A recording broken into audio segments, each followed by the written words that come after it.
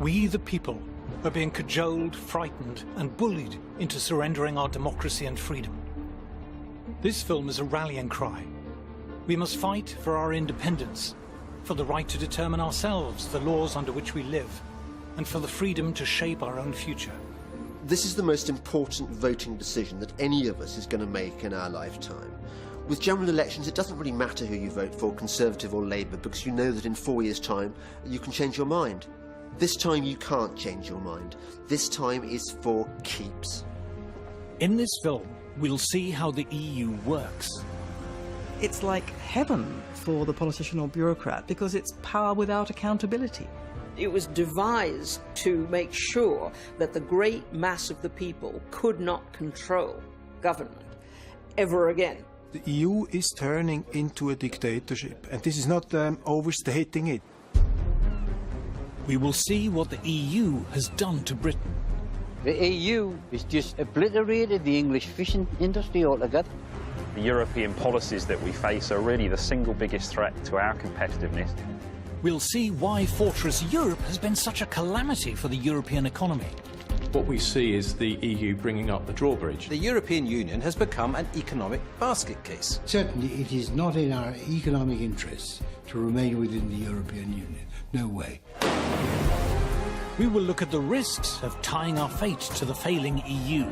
Extremism at both ends is being fostered by the anti-democratic nature of the European Union. Far from being safer for us to be in the EU, there are dangers that go along with us being members of the EU, being dragged into situations we don't want to get in. And we'll look at how independence could transform Britain. We have huge scope for creating vast numbers of new jobs. Outside Europe, we could have prosperity on a level that we can't even imagine now. We're being asked to give up the right to govern ourselves. What are we being offered in return that could possibly be worth it? Just shows utter contempt for what they think people are like, because they really do believe that these little trinkets are going to buy us off. What really matters is that you should have the power to remove the people who govern you.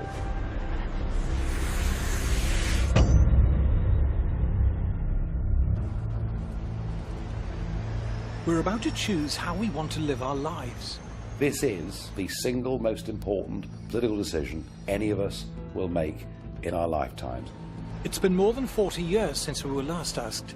It could be a half-century before we're asked again, if we're asked at all. I think this is the last chance that we'll be able to vote on EU membership when we still have a recognisable identity as Britons.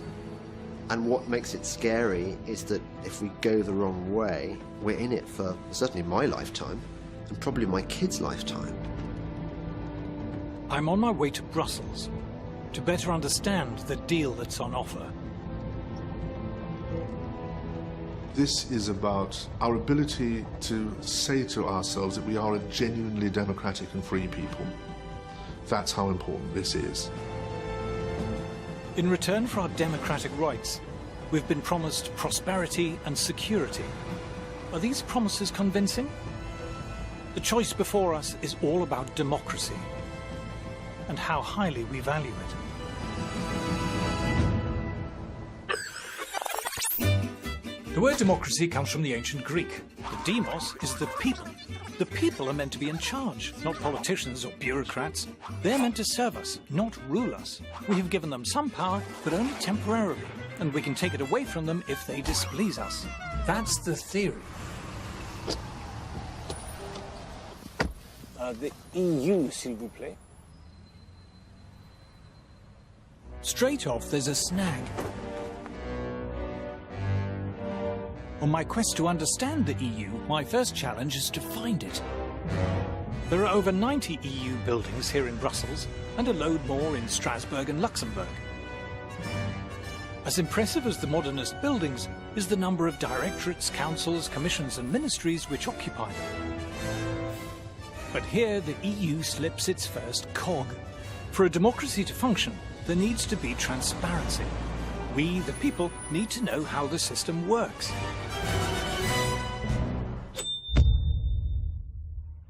People might not understand exactly how the functions of the British Constitution work, but they get the gist of it. Once every 5 years, we go down the school hall or to a church, we put a cross in a ballot paper, they're all counted up, and the chap with the most votes wins. We get that. You try working out how a European Commissioner is appointed. It's positively Kafkaesque. You can't actually get your head around who does what, why, and who is answerable to who. The European Union, which imposes laws on 28 countries, is made up of 7 main institutions, which include the European Council, the Council of the European Union, the Court of Justice of the European Union, the European Commission and the European Parliament.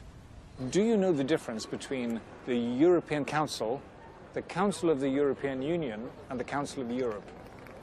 It's a very good question. Tell me how many presidents there are in the European Union. How many presidents? Yeah. I'd guess at 1. There's 2 presidents, for goodness sake. I don't know what the difference between the 2 4. presidents is. There's 4 presidents, you say. There are squads of committees and presidents of this and commissioners of that. The expression I really hate is pooled sovereignty. It's bollocks. The people of Slovenia have no more idea than the people of the UK and the people of Sweden or the people of Spain what in fact is going on. I wouldn't profess to understand the detail of how it all works. And I think part of that is deliberate. One side knows. If one side is a priesthood and knows how it all works, and the rest of us, ordinary citizens, don't know how it works, a massive transfer of power takes place. It was devised to make sure that the great mass of the people could not control government ever again.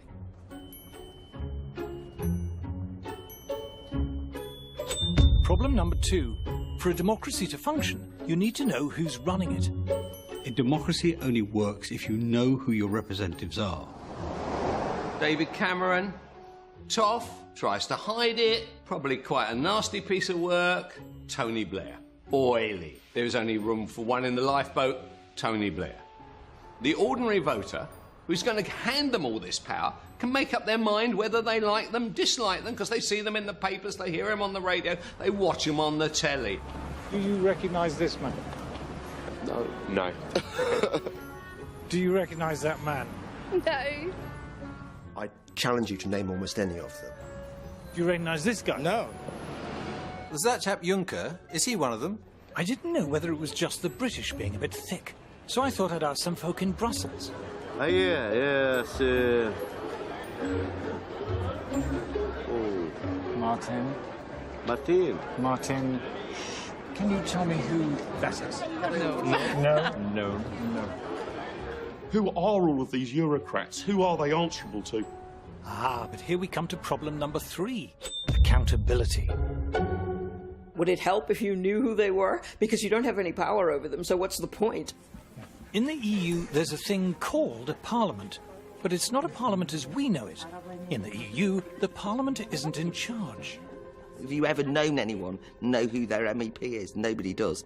It's because we know that they're not actually being voted into a meaningful position of lawmaking. This is the only parliament the world's ever invented where you cannot initiate legislation, propose legislation, or even the repeal of legislation. All of that comes from the unelected European Commission. So you can't propose a law and try and get it passed? No, absolutely not. Parliamentary democracy, once every 5 years, you can throw everything out of the window and start again. With this, once something is European law, there is nothing through a democratic process the voter can do to change it. The people whom we elect to go to Brussels have almost no power at all. They do what they're told. Got even less power than the House of Lords, for goodness sake. Our votes for these people are pointless.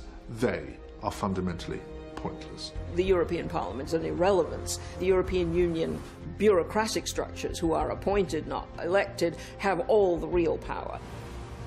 The real power in the EU, including the power to legislate, resides not with the Parliament, but with EU officials. They debate their laws in secret. We are not allowed to hear or read their deliberations. Do you know the name of Britain's European Commissioner? No. Have you heard of Jonathan Hill? No. No. No. Did you vote for him? No. Did I vote for him? Yeah. No. No.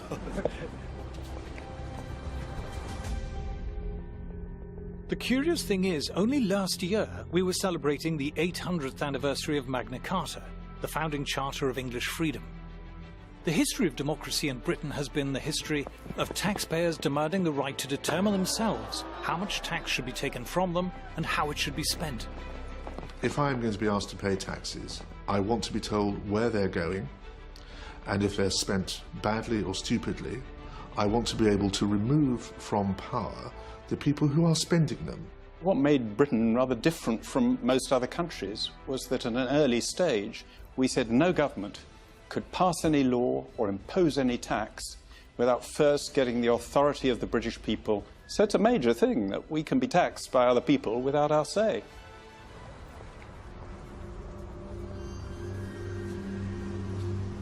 We are now subjects of a vastly complex state machine run by anonymous officials whom we didn't elect, but who have the power to impose on us laws that we haven't debated and have no democratic means of repealing. People who say to you that the European Union is undemocratic fundamentally misunderstand the European Union. It is anti-democratic. But to EU officials and politicians, it's like a warm bath. It's like heaven for the politician or bureaucrat because it's power without accountability. The reason why all the major political parties are massively in favour of Europe is because when their careers are blown out of the water here, they're stumbling around for a job. No commercial organisation is going to hire them. They know what a collection of shits they are, right? There's only one place that will hire them. They can get a job there, which gives them the freedom not to have to face the electorate. It's extremely well paid, it's more or less permanent, they don't have any constituents and they don't have any worry about being thrown out at elections. So they say, stay with the European project, I'll be making myself 200-300 grand a year. It'll be fantastic, and at the end of it I'll get a peerage. It's great. Since they're not directly accountable to the tax-paying public, EU politicians and bureaucrats have understandably been more than generous to themselves in pay and perks. This is the much talked about Brussels gravy train.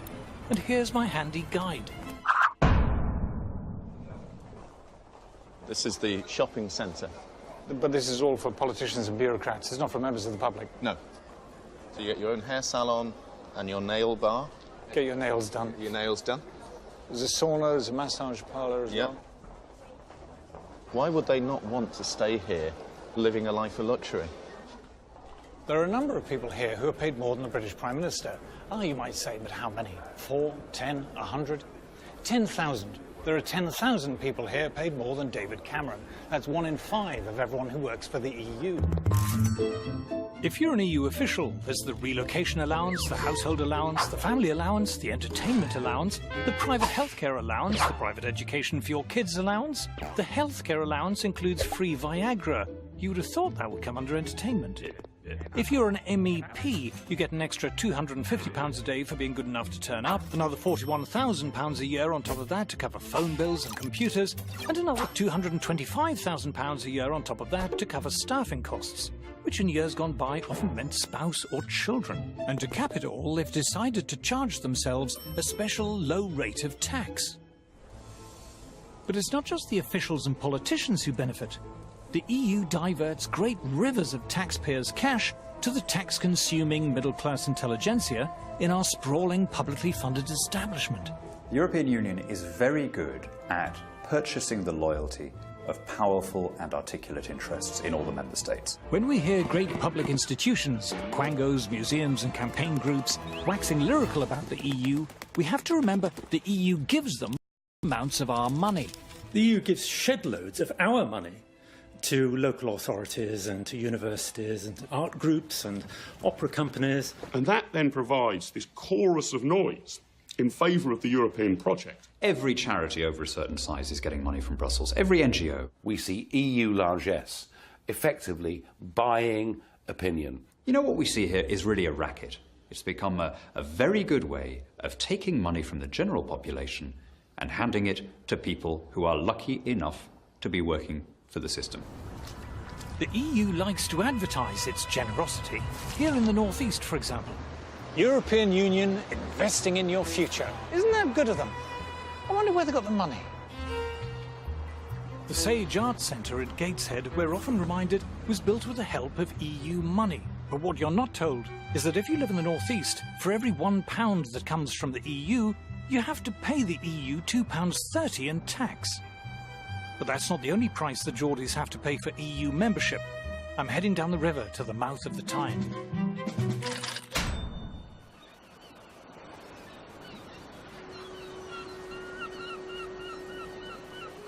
The reward for giving up our sovereignty, we're told, is greater influence in Europe. To see how much influence we have, I've come to the place I grew up. For centuries, fishermen's huts called shields lined the River Tyne.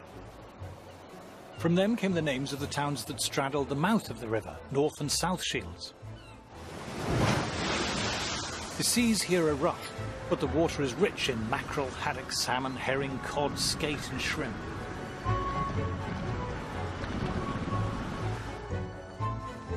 By the early 20th century, 14,000 tonnes of fish a year was being landed here at North Shields.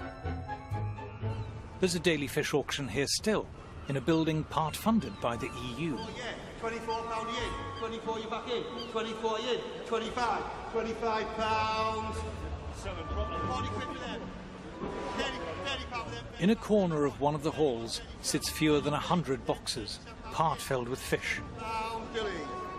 A dozen or so fishermen and merchants surround them. £26.27, £27 in, 28, £28.29, £29, £30, £30. 74-year-old fish merchant John Ellis has been buying at this auction since the 1950s. Better place, £6 with it. When I started working down here, there was about 200 firms working on the quay. There was haulage firms on the quay who had 30 and 40 wagons that used to ship the fish away. And how many boxes would there be in the market then? In them days, 8, 10, 12, and then you would get also, you get 1,000. 12,000 boxes a day? Uh-huh. So of different place? You heaven X, man. You couldn't get moved. Now with this, well, I think the average for the year, it'll just be about 200 boxes a day. So it's quite enough, isn't it?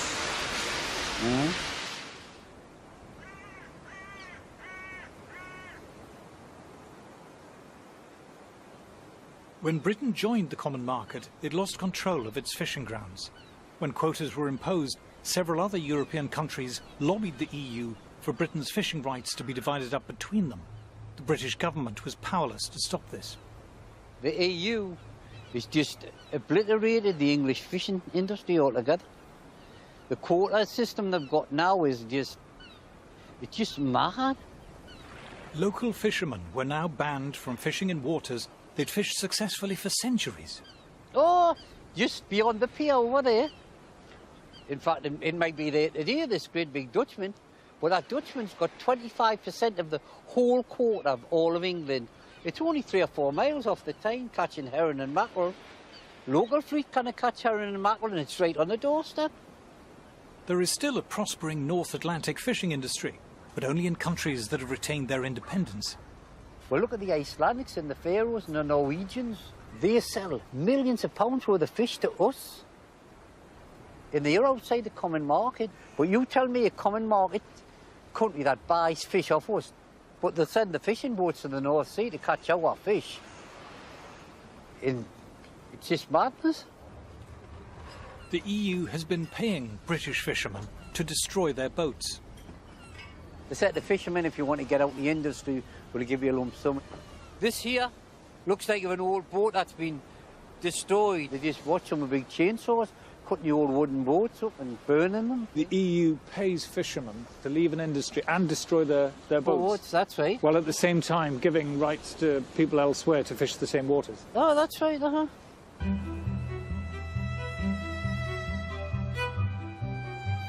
For the fishermen here, being in the EU does not mean that Britain has greater influence over European affairs. It means Europe has taken control of our affairs. We have not gained power, we've lost it. For the last couple of decades, Britain has voted against 72 measures in the European Council and been defeated 72 times. How will you be voting in the referendum? Oh, definitely out. Definitely out. I've known that as soon as I ever got the chance, I'd vote out. For many in Britain, the EU sticks in the craw. EU regulation seems absurd and intrusive. We don't like being bossed around by a bunch of bureaucrats. For the British, it seems to go against the grain. There's a huge cultural difference. I've seen it for myself when I was in government, when I went to meetings of the Council of Ministers. They thought I came from another planet. There is still in many parts of the continent a notion that the way that society should be organised is to have a class of wise, experienced, public-spirited experts who will run things in the best interests of all. The British historically have been deeply sceptical of this kind of approach. Britain, I think, does stand out within Europe, and one of the odd things is why they want to keep us in the club, given that they're always complaining about us. Why are British the cussed ones in Europe? Why are we so attached to our independence and freedom? Why do we take so badly to regulation? Where does it all come from? The British freed themselves from suffocating feudal regulation centuries before the Europeans. While serfdom still existed in large parts of Europe, the free British were carrying out the great commercial and industrial revolutions that gave birth to the modern world. In the 19th century, unregulated Britain was the pioneer of global free trade, workshop of the world, dominating the world economy like a leviathan. Even on the eve of the First World War, Britain was building around 60% of the world's commercial ships and owned almost half the world's cargo-carrying ocean-going steamers. But the First World War changed everything. New ministries were set up as the government extended its control over every aspect of British life. Industry became heavily regulated. First shipping, then the collieries, railways, canals, and agriculture. The Great War is, in this as in many other respects, a great watershed in British history. During the war, there's incredibly detailed state control of a whole range of industries. By the end of the war, there's a feeling that there needs to be much more permanent regulation and control of society by the state. A company was no longer private property. It was a national asset to be directed from above. The government increasingly thought that it should plan, it should control, it should regulate. When the war was over, so was the excuse for government regulation, and many were scrapped, but not all of them, and not for long. British government sought to deliberately cartelise and control the major sectors of the British economy, basically checking the spirit of initiative innovation that had been such a dominant feature of the British manufacturing sector in the 19th century.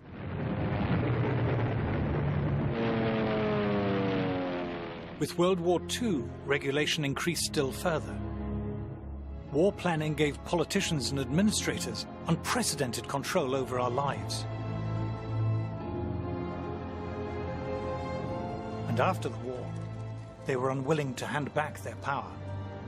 We won the war, so we think that governments must be pretty good, and as a result, everything is then planned. How we build houses, what houses should look like, how they should be decorated, who should live in them.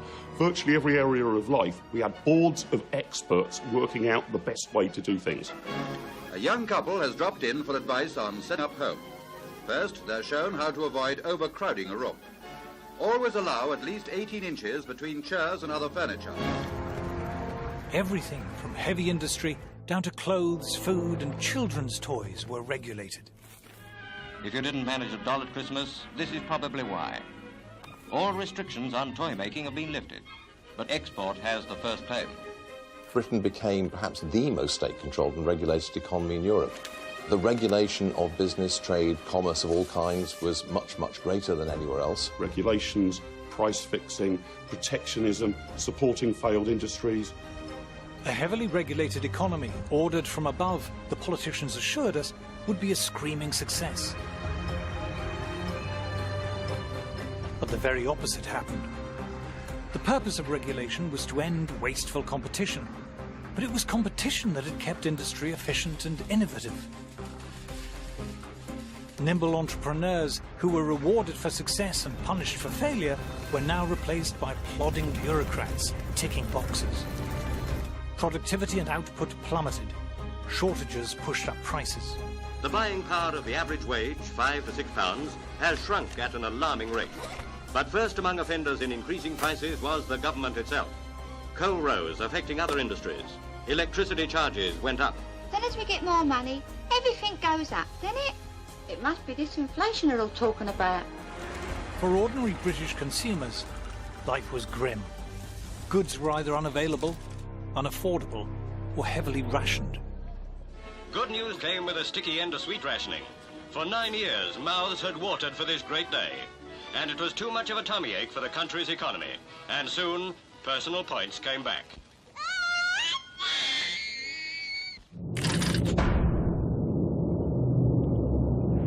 Over in Germany, it was a different story.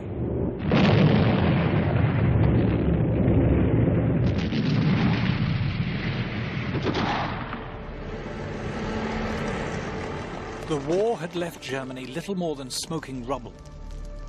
West Germany would receive some Marshall aid, but only less than half the amount sent to Britain.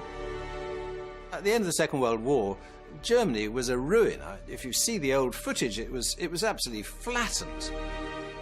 Germany needed a miracle, and this was the man who performed it. In the first free elections after the war, Ludwig Erhard, the son of a shopkeeper, became Minister for the Economy, a post he held until 1963. Ludwig Erhard began the Wirtschaftswunder, the economic miracle, by completely scrapping all of the controls that he'd inherited from the Third Reich, and he did this against the strong advice of his British superiors, you might say, in the occupied zone. Erhard revolutionised the German economy because he just got rid of regulations on a massive scale. He got rid of production controls, price controls. He got rid of trade barriers.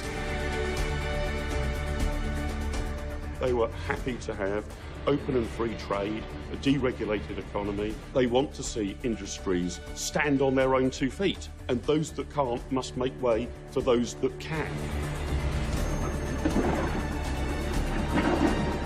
Germany was open to the world. You had much more free and easy entry into business and commerce and the professions in Germany. And the result was that the German economy became much more dynamic, much more innovative, and ultimately much, much more successful. Just look how quickly Germany pulled itself off the floor. Industrial production soared.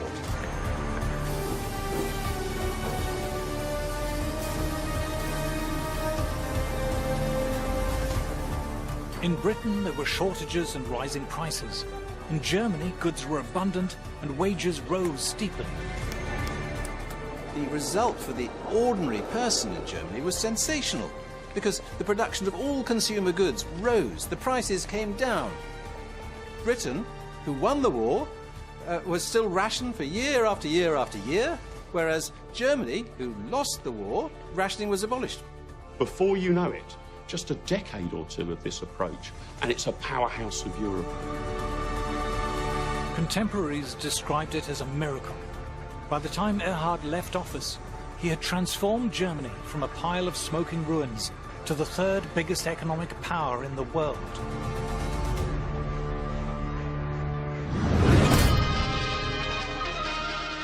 Then came something called the common market. In the greatest free trade experiment of modern times, the barriers are going up between 6 European countries. Barriers up, tariffs down. That is the meaning of the common market, formed by France, Italy, Western Germany, with Holland, Belgium and Luxembourg. They will reduce and eventually abolish trade barriers between themselves, and at the same time maintain a common tariff against the world outside. Joining the EEC seemed like a great idea. It meant escaping the dismal, dreary confines of post-war Britain. In the 70s, we had terrible problems. We had double-digit inflation, the 3-day week, prices and incomes policies, and we looked across the channel and we thought, these chaps are doing something right. At that time, Britain was a very centralised place, a very over-bureaucratic and regulated place. Europe was a much more competitive and free-trading place, and it looked like the future. Europe was the future. Europe meant sun and wine and fancy food like pasta. It meant going out into the world and opening up and hopefully becoming more like powerhouse Germany.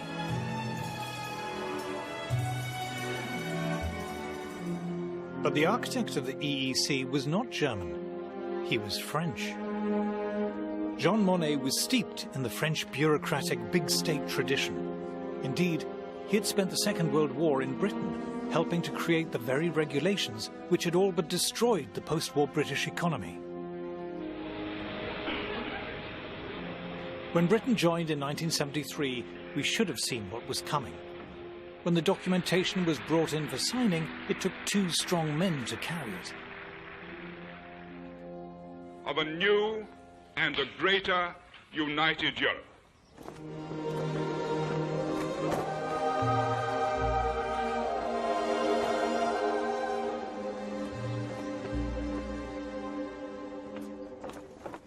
It soon became clear that the common market was so much more than a trade deal.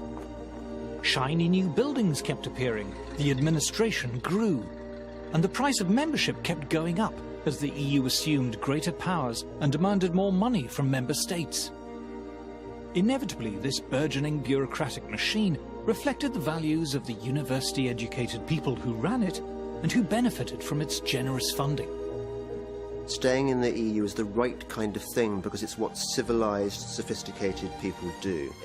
If you believe in the EU, you believe in the arts and arts funding. I think there is a mindset amongst the cultural and the political elite that their role on the planet is to direct the lives of the rest of us. They think that ordinary people need to be controlled and looked after. They think the world needs to be ordered from above and that they should be the ones doing the ordering. There's a tremendous snobbery built into the whole project. The idea that you are part of the elite which should decide how the little people live their lives. These people up here, the intellectuals, are looking down on the plebs and saying, you aren't bright enough to decide the future of your country.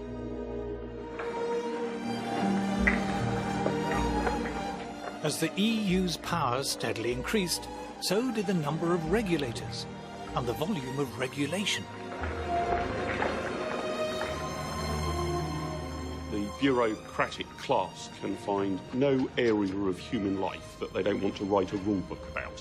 What vacuum cleaner you've got, where you get your hair cut, what kind of size your shoes are, and those rule books stack up one on top of the other, such that no reasonable human being could now possibly have an understanding of all the rules they need to obey. You've got thousands and thousands of bureaucrats, civil servants and administrators, and their job is to push paper, write on paper, have rules on paper, pile up more and more paper. You just get a mass of growing telephone directory size rules and regulations, one after the other, ceaselessly, endlessly. That is actually what the bureaucracy sees itself as there to do. If the list of EU rules could be put into one document today, it would take more than 2 men to carry it on. Such a document would reach as high as Nelson's column. Regulation is so vast and complex, even the EU is unable to tell us how many laws there are covering different areas of our lives. So we've used some helpful EU databases to make the best estimate we can. Here is regulated EU man waking from his regulated slumber to start his regulated day. You wouldn't think you'd need a law for pillowcases, but the EU has 5. But that's nothing. The pillow inside is subject to 109 different EU laws. As far as we can tell, there are only 11 EU laws pertaining to radio alarm clocks. There's around 400 governing the other stuff on Joe Citizen's bedside table. You can't be too careful with duvets and sheets, so there's around 50 laws governing those. There are 65 laws governing bathrooms, but that doesn't include the contents. How they managed to think up 31 laws for toothbrushes is beyond me. But let's face it, toothpaste is a bit weird, so 47 laws sounds about right. Mirrors have been known to crack and get dirty, so they're covered by 172 laws. As for the shower, well, we've all seen Psycho. Murdering girls like that is now strictly prohibited.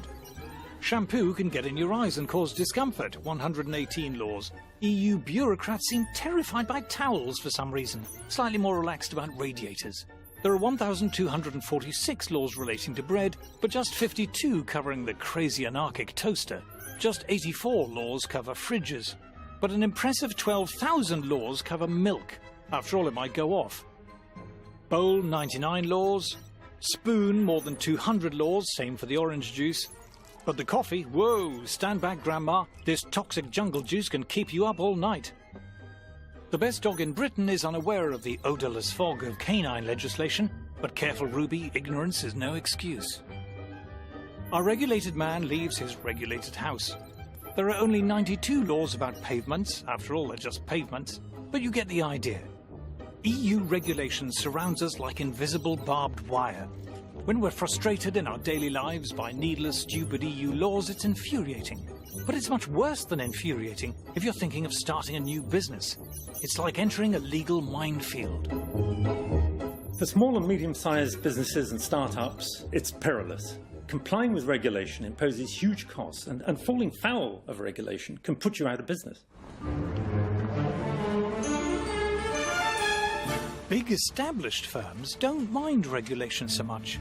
For a start, it means less competition. Big corporate interests tend to love the EU. It suits their purposes perfectly. All the corporations love the European Union because what it does, it creates the regulations which destroy their smaller rivals. Big business loves regulation. Don't forget that. Big companies can lobby in Brussels, and the amount of money they spend there is staggeringly large. One of the first things that stuns you are the number of invitations on your desk to lunch, breakfast, dinner, champagne receptions, and invariably they come from lobby groups. There are people who make their entire livelihoods out of being professional lobbyists in Brussels. This is where a lot of the lobbying goes on. So you will see the lobbyists from different companies, from NGOs. The returns they get by stifling competition and framing regulations in a way which suits them and keeps other people out is very, very striking. It used to be called a rich man's club, and that is by and large what it is.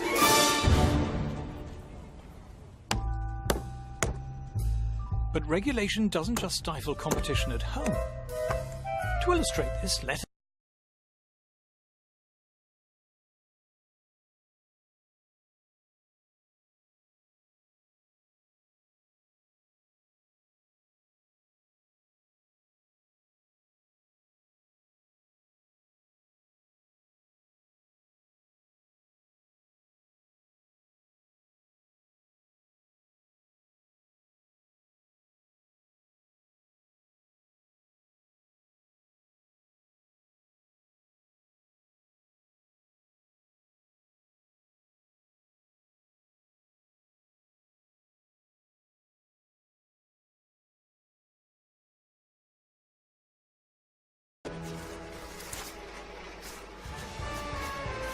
At our Euro firm, the products haven't changed much in a while.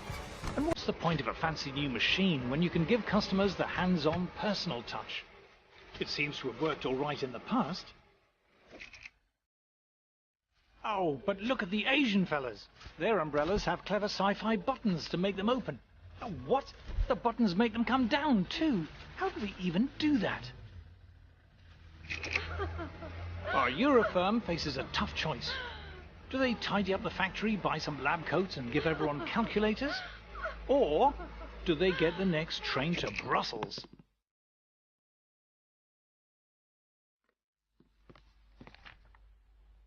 Over at the EU Directorate of External Relations Commission Council, a sympathetic official hears the problem. These blasted Asian brollies are better and cheaper. Aha! This is just the kind of abuse the EU was set up to tackle. The official comes up with 3 brilliant solutions. 1, tariffs. Let's slap a tax on all those fancy Oriental brollies. 2, quotas. Let's limit the number of Asian brollies coming in. 3, complex and cleverly drafted regulations, saying you have to wear braces and eat spaghetti to make brollies. With protectionism, you are basically trying to protect industries that otherwise wouldn't do very well in a competitive environment. Otherwise, you wouldn't bother to protect them. You only create a trade barrier because somebody else has got a better, cheaper product. Otherwise, why would you create a barrier? What we have here is something that portrays itself as a free trade area, but is actually erecting barriers and walls to the rest of the world. Our inefficient manufacturer is delighted. But how about the rest of us? If you are propping up and sustaining inefficient ways of doing business, then the people who suffer are the customers.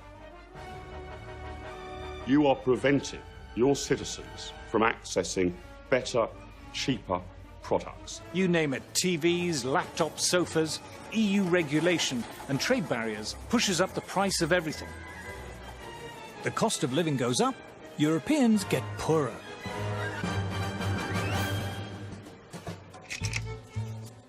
But it wasn't just manufacturers who sought protection. Farmers like it when food prices are high. So when a French farmer, say, finds that African farmers are beginning to sell their produce in Europe, he's not happy. Our EU Commissioner knows the routine. Tariffs, quotas, regulations, saying you need to wear berets and drink Ricard to grow food.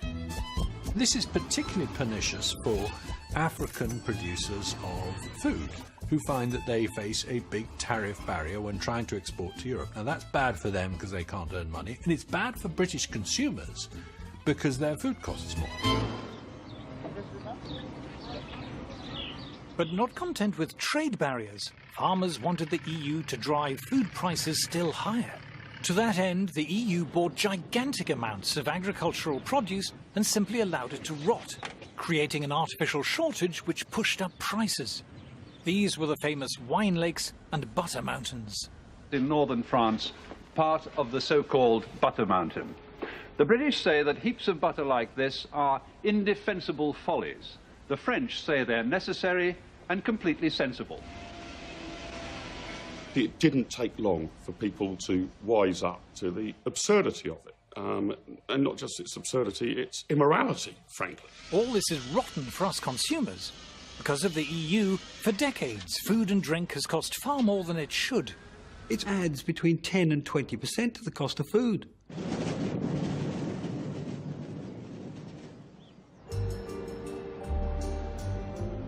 But it gets worse. Let's look at protectionism and the steel industry. If you're a steel producer, you don't like the idea of cheap steel coming in from America or Asia. You'd much rather the EU shove up some trade barriers. Great for steel producers, but what if you're a steel consumer? Suppose you make bridges or railway lines or cranes or robots or ships or trains or cars or space shuttles or other things made of steel. You now have to pay more for your steel than your competitors in, say, South Korea or Brazil. Protecting one producer has raised costs for other producers. The disease spreads. Instead of one uncompetitive industry, we now have many. To see how this works in practice, I've come to the Tate & Lyle sugar refinery in London. For centuries, raw sugar has been coming into the Thames in huge quantities to be refined in factories like this.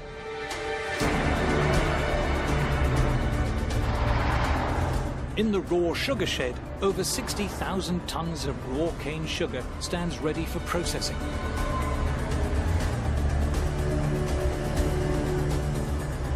Outside is Tate & Lyle's own dock.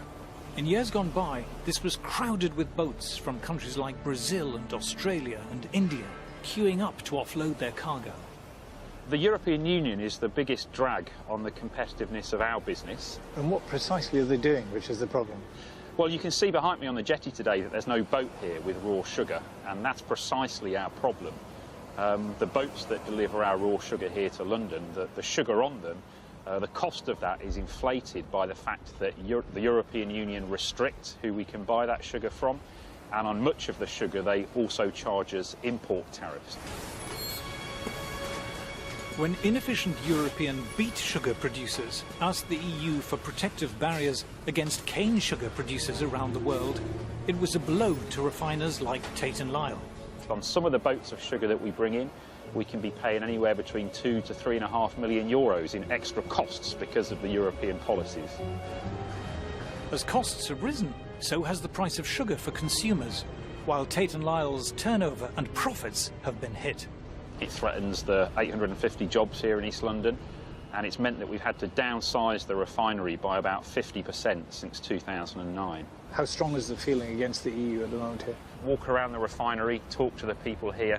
They absolutely know that no matter how hard they work, no matter how productive they are, the regulations that the European Union set can still crush us.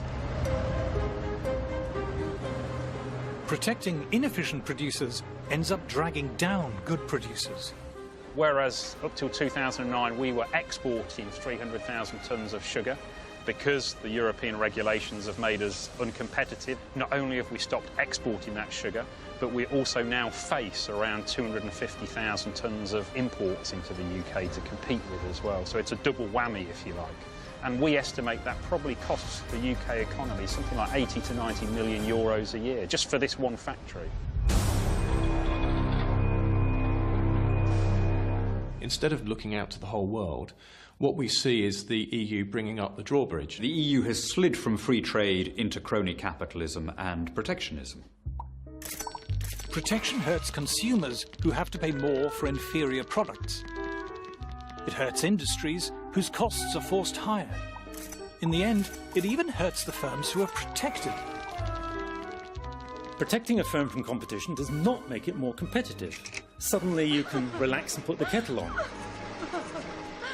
Competition forces you to be sharp and buck up your ideas. Remove that and it's like pulling the plug out. By protecting more and more industries year after year, Europe has ended up with a moribund, ailing economy. If you prop up failing, antiquated businesses that can't naturally compete, you get stagnation in the economy, not growth. Protectionism impoverishes all of Europe. It makes all of us worse off. Then the shock came, when the World Trade Organization, or WTO, was set up.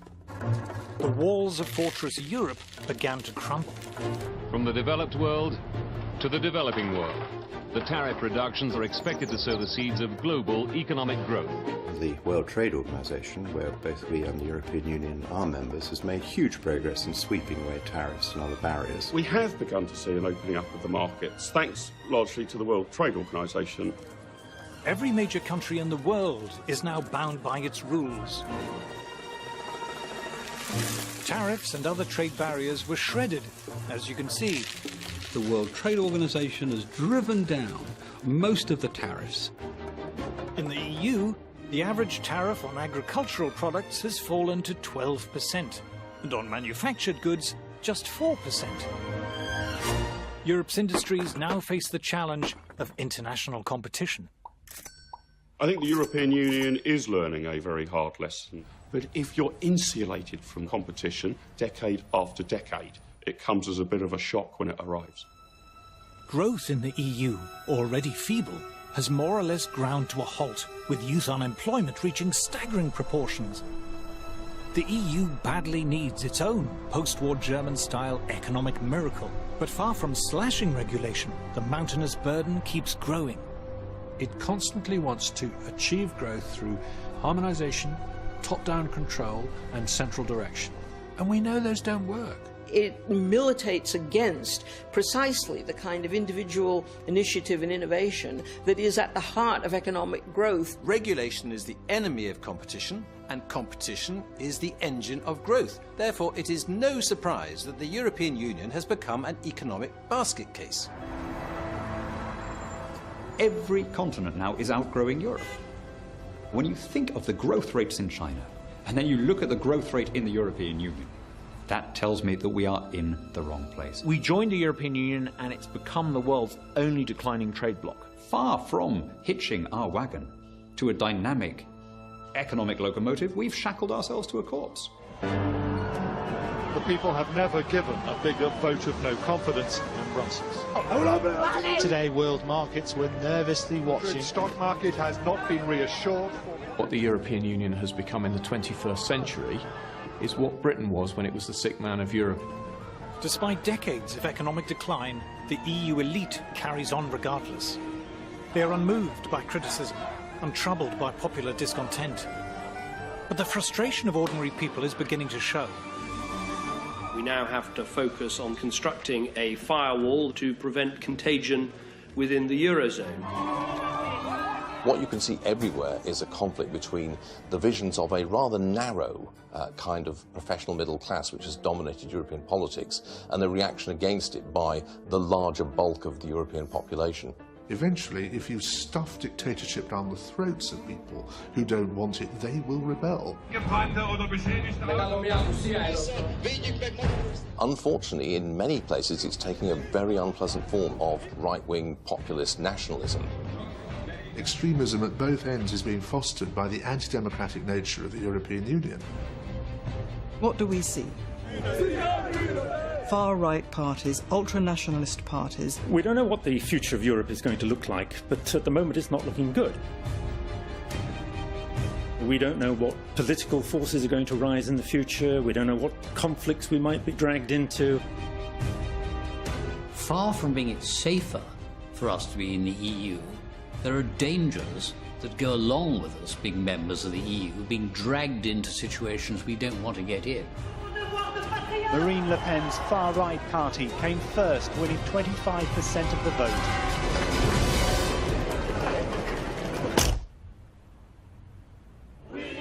Given the shocking lack of growth in the EU, the promises of prosperity and security seem empty.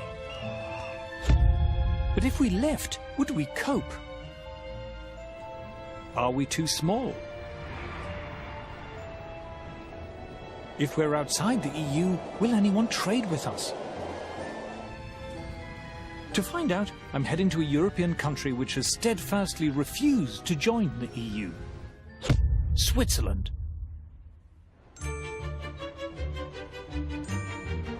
It's very pleasant arriving in Zurich. The station's lovely. The bit round it's lovely. In fact, everything's lovely. But then, this is the wealthiest city in the world, ranked as having the highest quality of life in the world.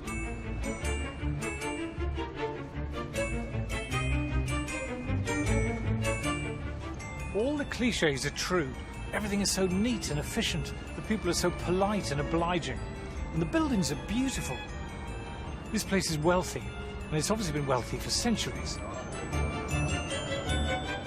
I want to know how the Swiss are managing to cope without the glorious benefits of EU membership.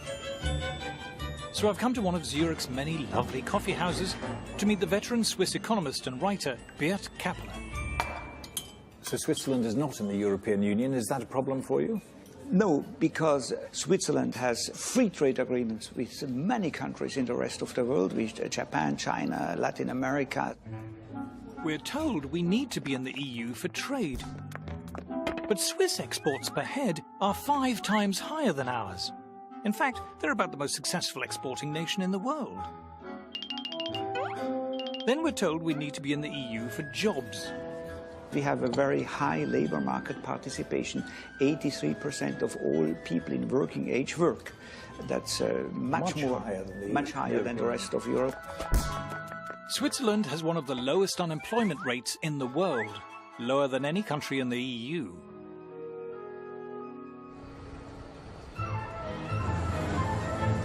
Don't be fooled by the mountains, the cows, and the cuckoo clocks, which are German, by the way. Switzerland is an industrial giant. You might have heard of Nestlé and Novartis and Roche, the mining firm Glencore, Liebherr Cranes, the high-tech engineering firm ABB, and of course every posh watch firm you can think of, from Rolex and Omega and Tag Heuer to Patek Philippe and Zenith and Breitling. These are all world-beating giants. Just look at the most valuable companies in Europe. Novartis, Roche, Nestlé, they're all Swiss. Yep, Europe's biggest companies aren't even in the EU. Zurich is also one of the world's largest financial centres, despite having a population of less than 2 million, with global firms like UBS and Credit Suisse. Per million of inhabitants, Switzerland has more multinationals than, I think, all other countries. No surprise, then, that Switzerland is about the richest country in the world, with a GDP per head around twice as high as ours. To make the point that actually if we left the EU we'd be just like another Switzerland, I think is totally bizarre. It is one of the most prosperous countries in the world. Switzerland doesn't just do a bit better than us, it does fantastically better than us. Needless to say, the Swiss are better paid than us, with average wages again around twice as high as ours. What's more, there is far greater income equality here. labor incomes are about as equally distributed as in Scandinavia. If you think high tax rates lead to equality, look at Switzerland. They have far lower tax rates than we do, but very high levels of income equality. So, without the EU's help, the Swiss seem to be scraping along just fine. But how do we account for Switzerland's truly staggering success? I've come to the offices of the Swiss magazine Die Weltwoche, or The World This Week.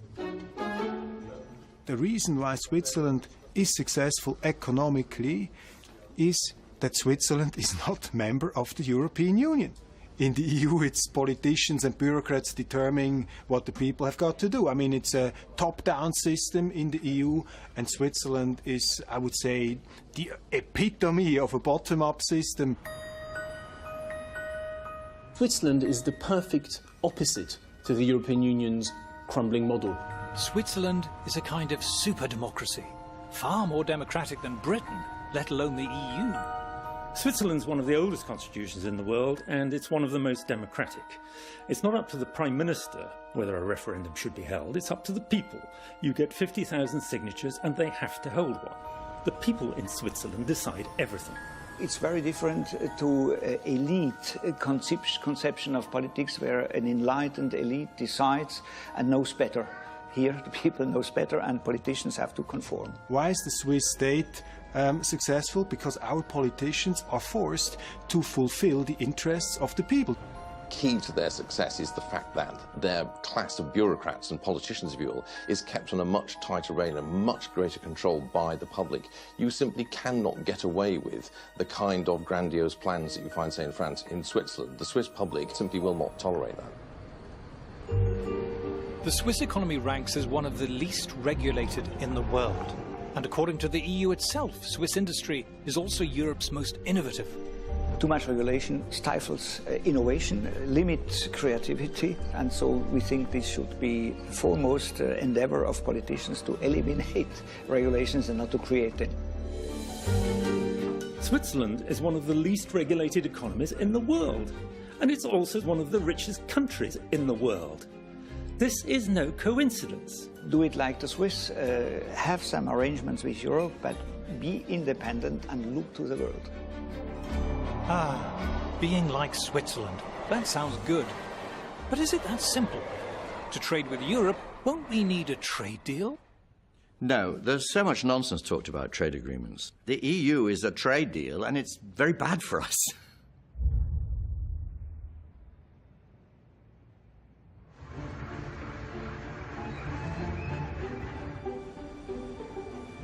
There's an old-fashioned view among politicians that trade is something that politicians organise. It's not. Trade was all about the great and the good from one country signing a treaty with the great and the good of another country. But real life is starting to leave that behind. I've headed back to South Shields to visit John Mills, one of the Labour Party's biggest donors. His company, JML, has hundreds of products manufactured for them in countries all around the world and exports thousands of container loads of goods every year to every corner of the planet. This business is truly global. Well, we export to about 85 countries at the last count.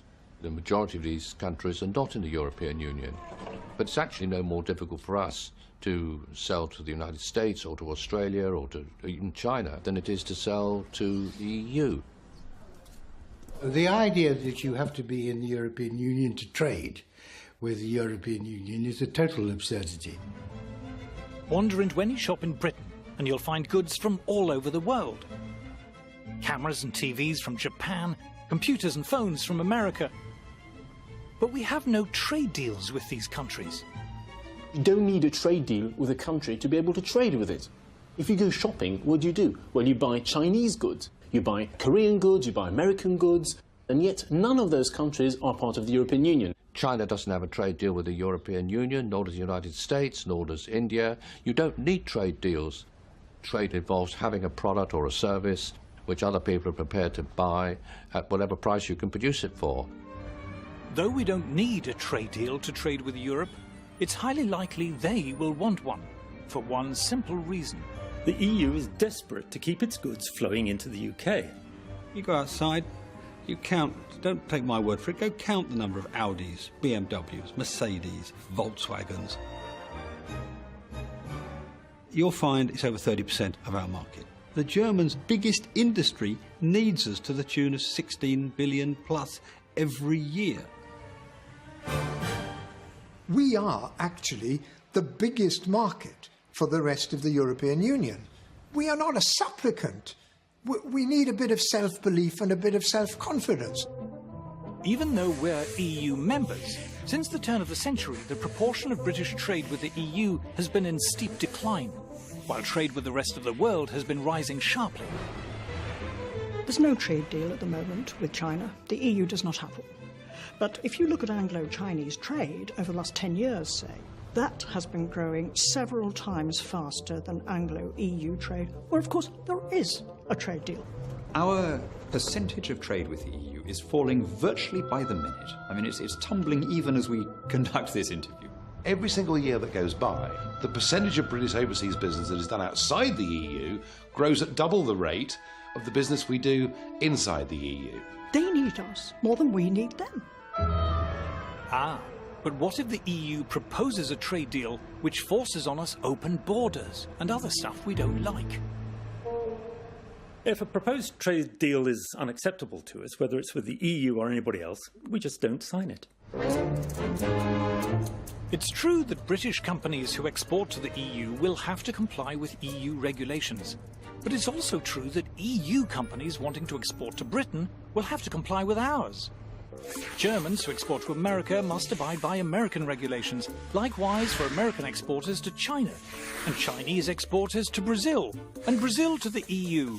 Every exporting company in the world has to comply with the laws of the place they're exporting to. Trade deals make no difference. One of the arguments put by the in crowd, the Remainers, is, oh, well, you know, it takes a long time for Europe to come up with a free trade agreement. It's taken 9 years to come up with a free trade agreement with Canada. Well, this is a very good reason to leave. In the globalised 21st century, you don't need a trade deal to trade, and yet they're still useful. The question is, are we more likely to have bigger and better trade deals inside the EU or outside? Let's add up the GDP of all the countries that have trade deals with the EU. It comes to £5 trillion. Golly, that sounds a lot. But look at Switzerland, 29 trillion. And what about tiny Singapore? They've got trade deals worth 7 times as much as the EU's. And South Korea, 9 times. Chile, population 8 million. It's got 50 trillion. Unbelievable. But let's cheat. Let's add to the EU pile the value of its own internal market, as if it had a trade deal with itself. It's still rubbish. You can't throw a shipping container without hitting a country with better trade deals than the EU. In fact, if you're trying to avoid trade deals, joining the EU is probably the best thing you can do. The EU has got no trade agreement with China or India or Russia or the United States. I mean, it's staggering that they haven't managed to achieve that. Of Britain's top 10 non-EU trading partners, the EU has trade agreements in place with only 2. As far as trade deals go, being part of the EU cuts you off from the rest of the world. Our history is a trading, buccaneering history, you know, back to Drake and beyond. And that's what we're good at. At the moment, our hands are shackled by being in the European Union. We've got a much, much better opportunity, really, for striking good trade deals if we're outside the EU than if we're inside. If we left the European Union, we could very quickly establish free trade deals with the most dynamic parts of the world economy. Today, Europe doesn't look like the future. The future consists of nations in Asia and America and Africa. Getting stuck in Fortress Europe is the worst thing that could happen to us. The idea that we have to stay in the EU for our prosperity is wrong-headed. Why do we need to attach ourselves to the one part of the world that's doing really badly? Within Europe, we know what our future's going to be to some extent. It's going to be pretty stagnant, while the rest of the world roars ahead. We have huge scope for creating vast numbers of new jobs. Being obsessed with just this corner of the world is being a little European. Outside Europe, we could have prosperity on a level that we can't even imagine now. Escaping Fortress Europe could be a new start for Britain, a return at last to the global commercial and trading giant we were in the 19th century. If we embrace free trade and escape the stultifying restrictions of EU overregulation, there's the potential for an extraordinary economic renaissance. Britain is a great country. I think our economy is poised for much greater things. But I think in the last 2 or 3 decades, something really interesting has happened in this country. We've changed. We've embraced entrepreneurialism. Young people now want to go it alone. They want to run their own businesses. They want to be self-employed. They don't want to work for these big multinationals anymore. They want to build their own multinationals. But to recover this level of prosperity, we must take back the right to govern ourselves. We're being asked to trade in our freedom, and look what we're offered in return. It's about bread and circuses, isn't it? Bread and circuses for the little people. The political class say to us, you needn't worry about sovereignty or any of that stuff. You're going to get better mobile phone rates, and that's the good news. And you're going to get slightly cheaper holidays. And those are the things that really matter to you, aren't they? Because you're one of the little people. I mean, would you really trade in your national identity for cheaper mobile phone calls when you're abroad? They're treating us like natives in the 18th century, where Captain Cook lands on the shore and he starts handing out these beads and trinkets, and we're going to be happy with that, and we're going to sell them out country for them. Just shows utter contempt for what they think people are like, because they really do believe that these little trinkets are going to buy us off. In the referendum, we will be asked to choose.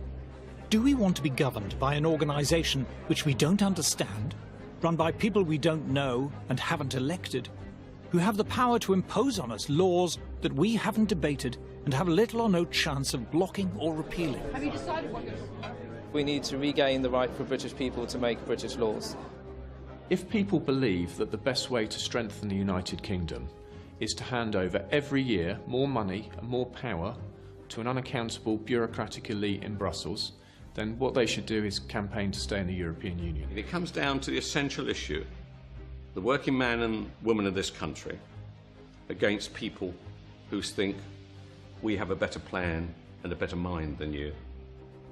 And if you don't like it, what are you going to do? And the answer is, we're going to vote leave. So... There are a number of issues where I believe that we should be leaving. This is people versus the establishment, people versus the elite. I just hope that the mass of people who may not go around being interviewed much, may never get a look in on any of the media or television, come June the 23rd, will be out there saying, this is our chance to get our own back. Give us back control of our own country. With general elections, it doesn't really matter who you vote for, Conservative or Labour, because you know that in 4 years' time, you can change your mind. This time you can't change your mind. This time is for keeps. This referendum is the most important political act that has happened in my lifetime. This is about our future, our freedom, our democracy, our right to govern ourselves. What really matters is that you should have the power to remove the people who govern you. The reason why the suffragettes went to all that trouble to get the vote was because they wanted to, they themselves, be treated as grown-ups and decide their own destiny. If I was told I would be stewing grass to feed my family in 5 years' time if we left the European Union, I would still do it. It's time to regain our freedom and independence, the right to decide ourselves how we live our lives. There's a lot at stake here. What we want is democracy. We, the people, should determine our own destiny. We have the capacity to shape our own futures. So my question is, what price freedom?